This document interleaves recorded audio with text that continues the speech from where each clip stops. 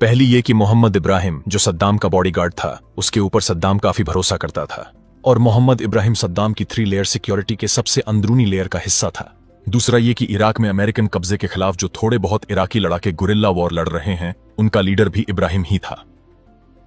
अब मैडॉक्स ये तो जान गया था कि अगर इब्राहिम सद्दाम का इतना खास आदमी है तो उसे ये तो पता होगा ही कि सद्दाम आखिर है कहां।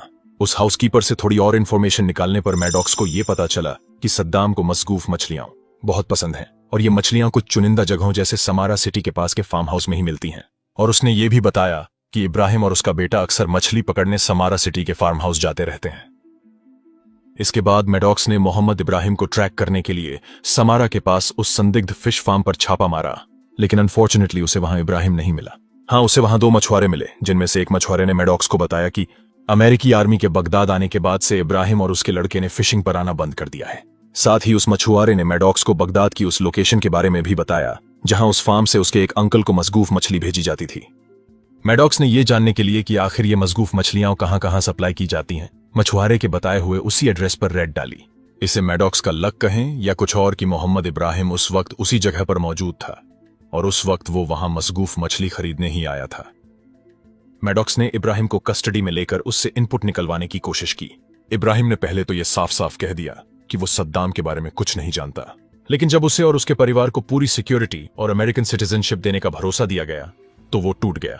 उसने मैडॉक्स को उस फार्म हाउस की लोकेशन बता दी जहां सद्दाम छिपा हुआ था। इसके बाद अमेरिका ने 13 दिसंबर 2003 की रात सद्दाम को पकड़ने के लिए ऑपरेशन रेड डॉन लॉन्च किया। अंधेरी रात में नाइट विजन गॉगल्स पहने हुए अमेरिकन कमांडोज ने एड डावर के उस फार्म हाउस को चारों ओर से घेर लिया था।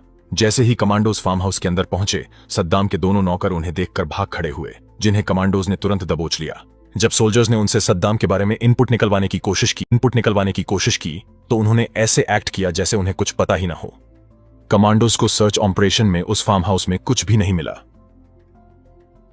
वहां सिर्फ एक पुरानी सी झोपड़ी थी जिसमें एक गंदा कमरा था जहां डेली यूज का कुछ सामान पड़ा था। फार्म हाउस में कमांडोज को कहीं भी सद्दाम के होने के नामो निशान नहीं मिल रहे थे। तभी उस फार्म हाउस पर मोहम्मद इब्राहिम को बुलाया गया, जिसने जमीन पर पड़ी एक मोटी रस्सी की ओर इशारा किया। वो रस्सी जिसका एक सिरा जमीन पर रखे एक लकड़ी के ढक्कन के नीचे जाकर गायब हो जाता था। एक कमांडो ने आगे बढ़कर जब उस ढक्कन को हटाया तो नीचे का नजारा देखकर वो हैरान रह गया। अंदर अंधेरे में से दोनों हाथ ऊपर करता हुआ निकला एक थका हुआ, उलझे बाल और लंबी दाढ़ी वाला शख्स, और उसने फुसफुसाते हुए कमांडो से कहा, I am Saddam Hussein, the president of Iraq, and I am willing to negotiate. वो बहुत शांत था, उसने कोई अपोज नहीं किया, लेकिन उसके चेहरे पर हार की मायूसी साफ दिख रही थी। उसके पास से कमांडो को एक ग्लॉक पिस्टल, कुछ कैश और 2 राइफल मिली।